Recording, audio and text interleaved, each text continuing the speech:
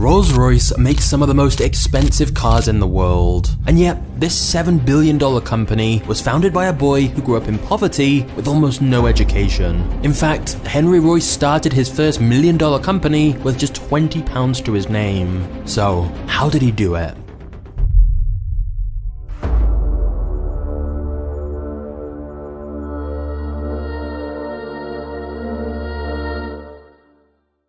Henry Royce was born in 1863. His parents, James and Mary, ran a flour mill. Unfortunately, the family business was struggling, and by 1867, they went bankrupt. This forced the Royce family to move to London to look for work. Even though he was just 4 years old, Henry began working his first job scaring birds on a farm, making just a few cents a week. His father went on to work for another flour mill, but he was still in a massive amount of debt. Things were bleak for the family, and then, just when it seemed like it couldn't get much worse, tragedy struck.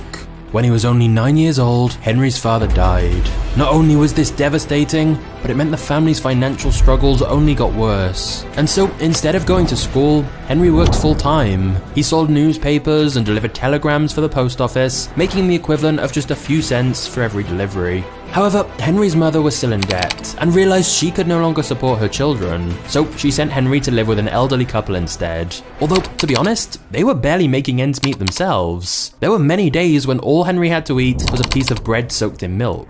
This malnutrition, combined with hard labor as a child, contributed to him having health problems for the rest of his life. By the time he was 15 years old, Henry had only completed 1 year of school. So his aunt tried to help him out with his education by giving him the small fee needed to join an apprenticeship program with the Great Northern Railway Company. This meant Henry had to relocate again, and whilst his aunt managed to cover the fee for the apprenticeship scheme, she couldn't afford to pay for his housing. But luckily, Henry managed to move in with a man named George Yarrow, whose son was also an apprentice for the railway company. At night, George tutored the two boys on how to use tools. Henry found this fascinating and spent many hours practicing, and despite being just a teenager, he was soon regularly building beautifully made brass model wheelbarrows in the Yarrow's garden shed. Henry may not have had much of an education, but he was skilled with his hands and had an incredible work ethic. Unfortunately, the money from his aunt only lasted 3 years of his apprenticeship before he had to drop out again. So at 17 years old, Henry began working with a tool-making company in Leeds, making just 1 penny per hour. Then he moved on to the Electric Light and Power Company in Liverpool. He worked harder and longer than all his co-workers, often skipping meals in favour of tinkering with electronics. After working these different jobs and saving up whatever he could, he was finally able to afford to take electrical engineering classes at night at the City and Guilds Institutes. The skills he learned from these classes meant that by 19 years old, he was able to get the best job of his life so far, working as chief electrician for the Maxim Western Electric Company. Henry felt like he was finally making progress. However, in 1884, the company tanked, and Henry was left unemployed yet again. It seemed as though no matter how hard he tried, he could never catch a break. But this time, instead of looking for another new job at a different company, Henry decided he was going to start his own company. Even though he came from such humble beginnings, Henry felt there had to be more to life than this, and so he decided he'd try to become rich and start his own business. Of course, he knew he needed some help, so he tried to convince his co-workers to join him. His friend named Ernest Clement agreed to take the risk. He was also an engineer, and together they began a new business called F.H. Royce & Company in 1884. At the time, Henry only had £20 to his name, and Ernest had £50, but they pulled what little savings they had and went into business together, beginning by making electric fittings. They rented a building on 1A Cook Street in Manchester and lived in a single room above a shop. The two could barely afford to eat, so they made sandwiches every single day. The odds of two young men succeeding like this was slim to none. But instead of giving in to self-doubt, Henry did what he'd always done, and simply worked harder than the rest. With everything he did, he made sure that the product was better than the competition. Finally, after lots of testing, they created their first successful product, the electric doorbell. These began to sell very quickly, and Henry was known to stay up working long nights at his desk to make more of them for customers. Using the money they made, Henry was able to begin creating more ambitious, bigger products, like generators, and eventually even an electric crane. Every year they were in business, they created more products to sell, and their profits grew further. In 1897, the orders in hand amounted to £6,000. 12 months later, orders amounted to £20,000. By 1899, the company's share capital was £30,000. Now, that may not sound like a lot, but remember, this is the 1800s. After modern day inflation, that equates to over $1 million. However, despite this success, Henry was already setting his sights on something even more ambitious: to create the most luxurious car in the world. But first, Henry had another matter to attend to. Now that Henry and Ernest were wealthy from their first business, they finally felt they could focus a little more on their personal lives. The two friends were so close that they actually ended up marrying a pair of sisters, Edith and Minnie Punt. So, although they'd been business partners, Henry and Ernest were now officially family. The success of their first company, making electrical goods, also meant they were finally established enough that Henry could get even more ambitious with its mechanical projects. Now, at the time, very few people owned cars, but Henry Royce was one of the first to get a keen interest in automobiles and purchased a used 1901 two-cylinder French car. Unfortunately, it was in such terrible condition, it wouldn't even start. But by the next day, Henry had it working again. And instead of stopping there, he continually made improvements to all the faults he found with it. Eventually, Henry decided rather than improving this car, he should build his own. And in 1904, he'd custom built 3 cars which were given the model name Royce 10. The first car was for himself, the second was given to his business partner Ernest, but the third was sold to a man who was so impressed by the vehicle that he introduced Henry to a car dealer named Charles Rolls. When Charles Rolls met Henry Royce, surely neither of them could have possibly imagined the journey they were about to embark on together.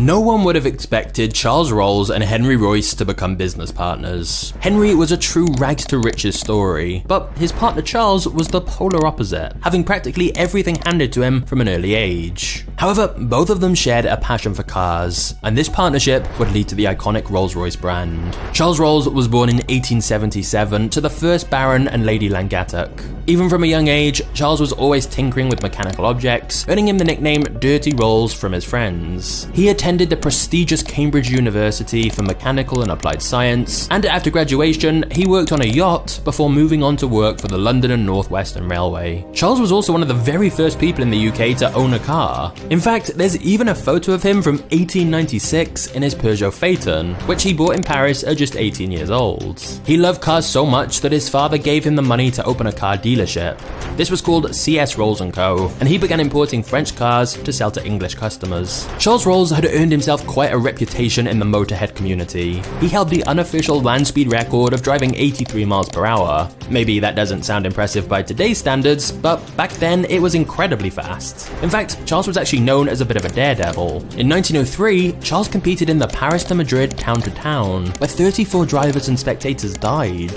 This mostly happened because the cars kicked up so much dirt on the roads that no one could see, and people from the audience would step out in the street to get a better look at the cars and end up getting run over. But Charles thrived in the chaos and continued racing year after year, regardless of how dangerous the races were. Not only was Charles a huge fan of driving fast cars, but he was also an aviator. He made over 170 flights in a hot air balloon and became the second person in Great Britain to own a pilot's license. He would go on to fly over 200 flights in a Wright Flyer aircraft. So clearly Charles had a very different upbringing to Henry, and Charles undoubtedly had a taste for luxury. However, when Charles Rolls first met Henry Royce, he hesitated. He was a big fan of 3- and 4-cylinder cars, so he wasn't sure he could like a 2-cylinder vehicle like the one made by Henry. But after trying out Henry's car, Charles was so impressed by the quality of the Royce 10, he said it was clear that they needed to work together. That evening, Charles drove back to London in a borrowed Royce car. In the middle of the night, he woke up his business partner and excitedly told him, "I just found the greatest motor engineer in the world."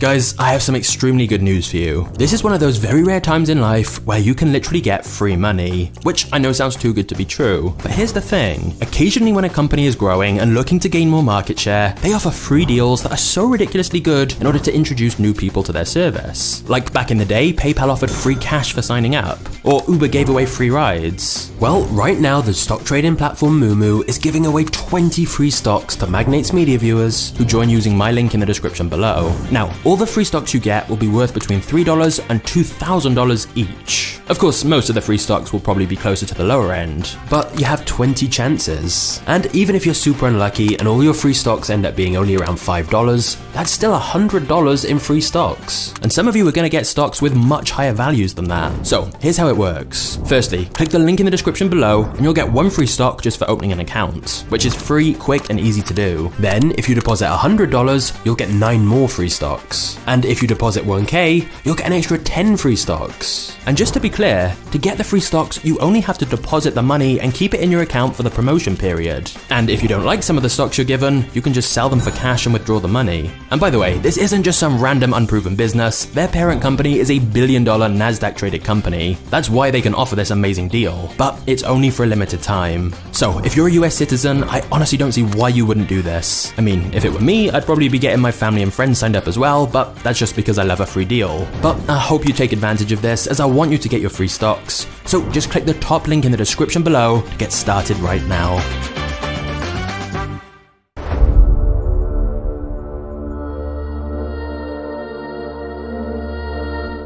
In December of 1904, Charles Rolls and Henry Royce officially created the joint business Rolls-Royce. These two men couldn't be more different. Henry was born in poverty and worked for everything he had, whereas Charles was young and had everything handed to him. There was also a significant age gap between them. Charles was just 27 years old and Henry was 41. But each brought a lot to the partnership. Henry had many years of experience building electronics and mechanical objects to perfection, and Charles was more than just a lover of fast cars. He was an incredible businessman who knew how to harness the power of marketing and public relations. Charles used his connections to the upper class to his advantage. He exploited his ties in the world of politics, media, and even royalty to find customers who could afford to buy their luxury cars. So the two of these together was a perfect pairing, as they each brought perfectly complementary skills that the other one didn't have. They were both masters of their craft, and as a duo, they were unstoppable. In 1904, they presented their first vehicle, the Rolls-Royce 10 HP, at a show called the Paris Salon, which would later go on to be called the Paris Motor Show. They sold the car at Charles's car dealership for £395 each. With modern inflation, that'd be the equivalent of tens of thousands of dollars. They made only 16 of these cars, and if you can find one today, it's worth a fortune.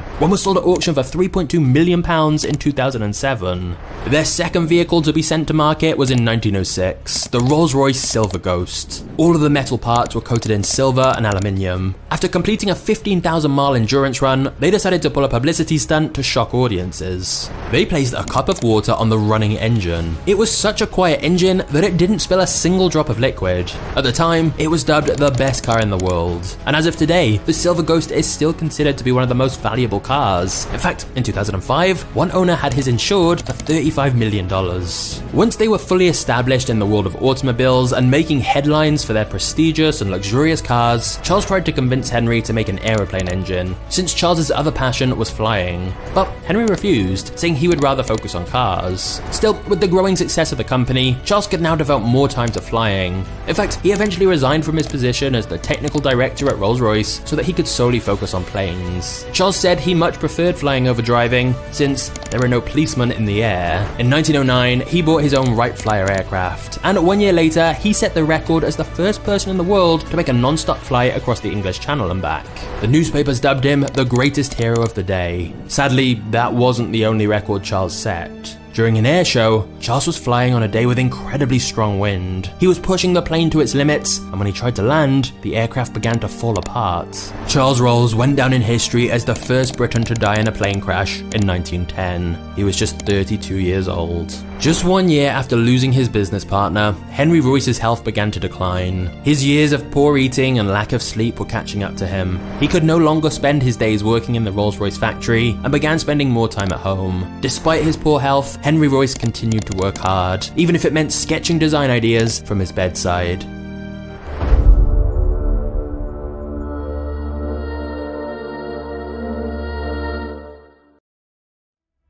Even though Henry had refused to make aeroplane engines for years, he was forced to make them at the beginning of World War I. In 1914, they manufactured the Rolls-Royce Eagle engine, which provided half of the total horsepower for all of the Allied planes. This was the beginning of Rolls-Royce's legacy when it came to plane engines. And with their cars, by 1921, there was such a huge demand for them that there was a 3-year backlog. So they opened a new American Rolls-Royce factory in Springfield, Massachusetts, and within 10 years, they'd produced 2,944 cars. If that doesn't seem like a lot, that's because Rolls-Royce prides itself on producing the highest quality vehicles, even if it takes much more time. The same is true even today. Everything is still made by hand and can take up to 6 months to complete one vehicle. In 1930, Henry Royce was awarded the Order of the British Empire and was knighted as a baronet. Just 3 years later, he died at the age of 70. No matter how ill he felt, he never stopped working. His last drawings were literally made on his deathbed. The night before he died, he made a sketch of an adjustable shock absorber on the back of an envelope and asked his nurse to send it to the workers at the factory to produce his invention. He died before the letter could be delivered.